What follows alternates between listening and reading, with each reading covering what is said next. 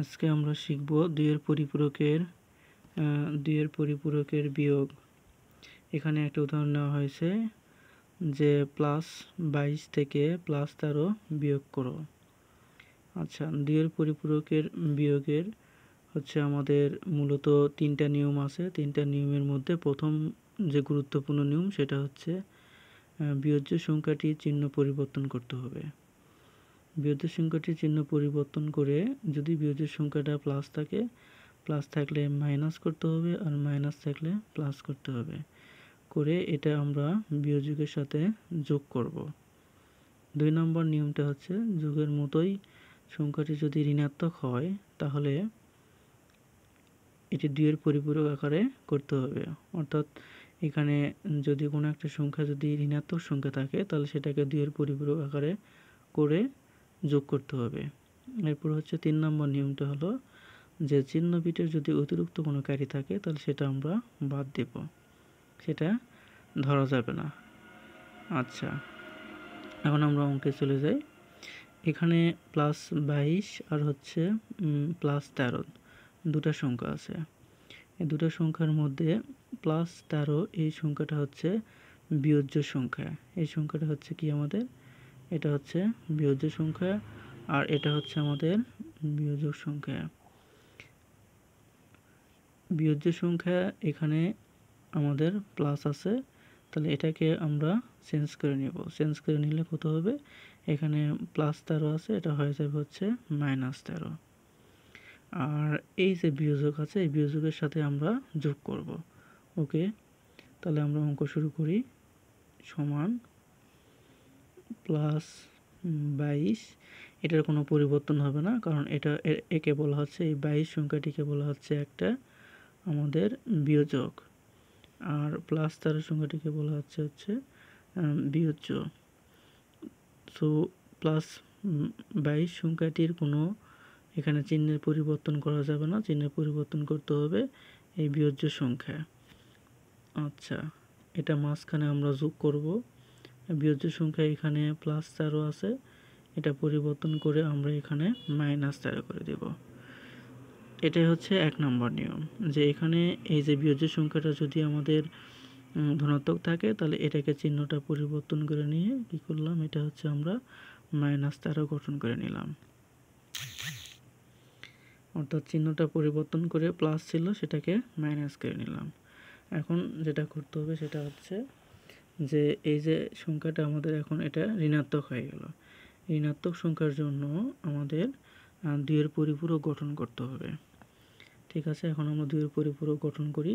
তো 2 এর পরিপূরক গঠন করার জন্য যেটা নিয়ম সেটা হচ্ছে আমাদের যে আগে আমরা 8 বিট রেজিস্টার আগে বাইনারি বের করব। 13 এর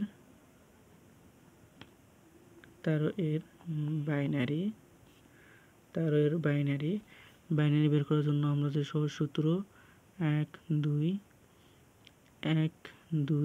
4 8 16 এই পর্যন্ত আমরা ব্যবহার করব, অর্থাৎ দ্বিগুণ করে। 1 এর দ্বিগুণ 2, 2 এর দ্বিগুণ 4, 4 এর দ্বিগুণ 8, 8 এর দ্বিগুণ 16, আরও যদি প্রয়োজন 16 দ্বিগুণ হচ্ছে 32।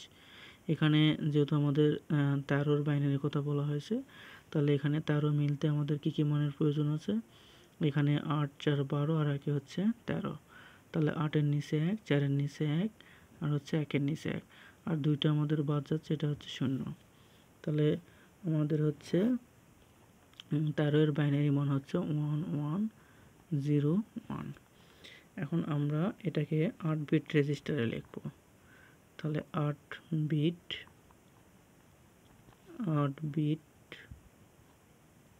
রেজিস্টারে 13 এর বাইনারি। 8 বিট রেজিস্টারে 13 এর বাইনারি। 8 বিট রেজিস্টারে 13 এর বাইনারি কত হবে, আমাদের এখানে 4টা বিট আছে, তাহলে সামনে যদি আর 4টা শূন্য দিয়ে দিই তাহলে আমাদের 8টা হয়ে যাবে। 0 0 0 0, আর এখানে 1 1 0 1। এখন এরপরে যেটা কাজ সেটা হচ্ছে যে আমরা 1 এর পরিপূরক করব। 13 এর 1 এর পরিপূরক 13 এর একের পরিপূরক। একের পরিপূরকটা কীভাবে করব আমরা, এখানে যা আছে সেটাকে আমরা একটু উল্টে দিব। তাহলে এখানে 1 আছে, 1 থাকলে এখানে দিব হচ্ছে আমরা 0, 0 পরিবর্তে 1, 1-এর পরিবর্তে 0, 1-এর পরিবর্তে 0, আবার হচ্ছে এখানে 4টা 0 আছে, তাহলে এখানে হবে 4টা 1। অর্থাৎ যা আছে সেটাকে যদি আমরা বাইনারি যে বিটগুলো আছে এটাকে যদি আমরা উল্টে দেই, 1-এর পরিবর্তে যদি 0 বসাই, তাহলে আমাদের 1-এর পরিপূরকটা হয়ে যাবে। এর সাথে আমরা 1-এর পরিপূরকের সাথে যদি আমরা 1 যোগ করি, তাহলে এখানে আমরা 2-এর পরিপূরক পাবো। অর্থাৎ এখানে 1-এর পরিপূরকের সাথে আমরা 1টা যোগ করব। তাহলে 0 আর হচ্ছে 1, 1 এই পাশে যা আছে তাই থাকবে, 1 0 0 1 1 1 আর হচ্ছে 1 সমান হচ্ছে, এই হচ্ছে চিহ্ন বিট, এটাকে বলা হয় চিহ্ন বিট। এই বিটটার নাম হচ্ছে চিহ্ন বিট। চিহ্ন বিট যেহেতু এখানে 1, তাহলে সংখ্যাটা হবে এখানে ঋণাত্মক, অর্থাৎ সংখ্যাটা হবে হচ্ছে -13। আর এটা যে ফলাফল পেলাম সেটা হচ্ছে 2 এর পরিপূরক। এটা হচ্ছে আমরা পেলাম হচ্ছে 2 এর পরিপূরক। তাহলে আমরা প্রথমে -13 সংখ্যাটা ঋণাত্মক হওয়ার কারণে এখানে আমরা এই 2 এর পরিপূরক এটাকে করে নিলাম। এরপরে যেটা কাজ করতে হবে সেটা হচ্ছে যে এই যে +22, এই +22-এর জন্য আমরা বাইনারি বেরকে নেব, সেটা 8 বিট রেজিস্টারে বেরকে নেওয়ার পরে এই -13-র যে 2 এর পরিপূরকের যে মানটা আমরা পেলাম এটার সাথে আমরা যোগ করব। এখানে একটা বিষয় স্পষ্ট যে এখানে 2 এর পরিপূরকের বিয়োগ করার কথা বলা হচ্ছে, কিন্তু আসলে আমরা প্রকৃতপক্ষে যোগের নিয়মেই এই বিয়োগের কাজটা সম্পূর্ণ করব। ওকে, এরপরে আমি চলে যাচ্ছি হচ্ছে +22, এটাকে আমরা 8 বিট রেজিস্টারে বাইনারি বের করব। বাইনারি বের করার জন্য তো আমি এই যে এখানে সূত্রটা এখানে আমি লিখে রাখছি।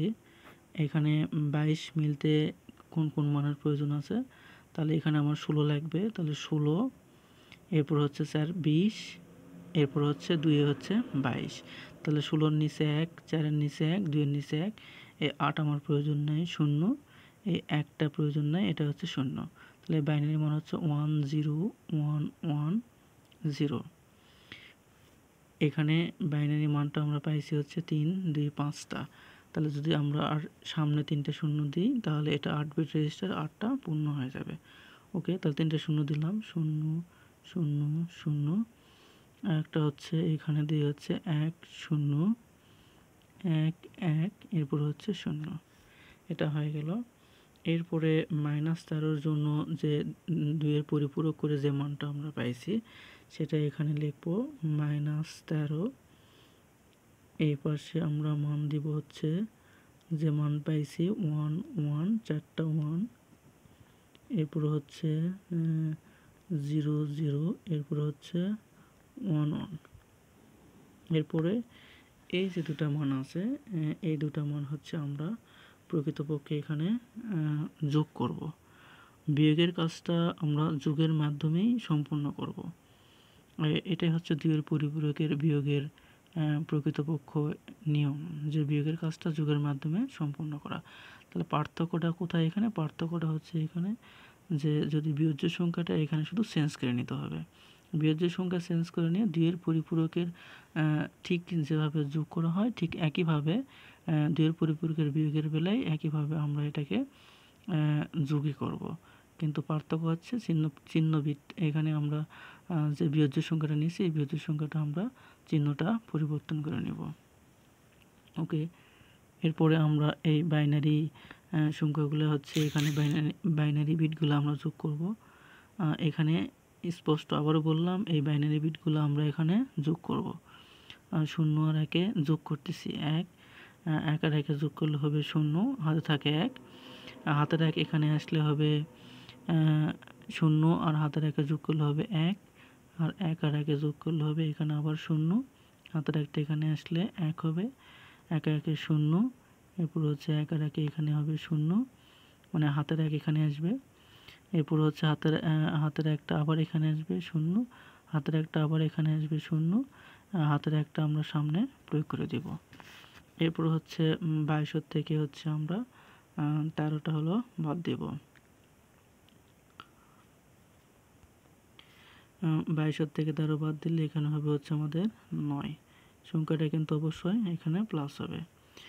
এখানে একটা বিষয় লক্ষ্য করো, এখানে দেখা যাবে যে হচ্ছে এখানে মোট কিন্তু 9টা বিট এখানে চলে আসছে। তো 9টা বিটের মধ্যে এই যে এই একটা হচ্ছে আমাদের ক্যারি বিট, এটাকে বলা হয় হচ্ছে ক্যারি বিট, আর এটা হচ্ছে চিহ্ন বিট। তাহলে এই একটা হচ্ছে আমাদের ক্যারি বিট, আর এই যে শূন্যটা হচ্ছে এখানে চিহ্ন বিট। তো ফলাফল লেখার সময় যেটা করব, অতএব নির্ণয় ফলাফল, এই ফলাফল লেখার সময় আমরা এই ক্যারি বিটটাকে বাদ দিয়ে ফলাফল লিখব। অতএব নির্ণয় ফলাফল, ক্যারি বিট এখানে কত আছে 1, 1টা আমরা বাদ দিয়ে ফলাফল লিখব হচ্ছে 0 0 0 0 1 0 0 1। এখানে এই যে মানটা সেটা হচ্ছে বাইনারি, আর এটা সমানই হচ্ছে কত মান আসে সেটা হচ্ছে +9। এটা সমান হচ্ছে আমাদের +9। ওকে, এভাবে আমরা দুইটা ধনাত্মক সংখ্যার, অর্থাৎ একটা ধনাত্মক সংখ্যা থেকে আর একটা ধনাত্মক সংখ্যার আমরা বিয়োগ করতে পারি।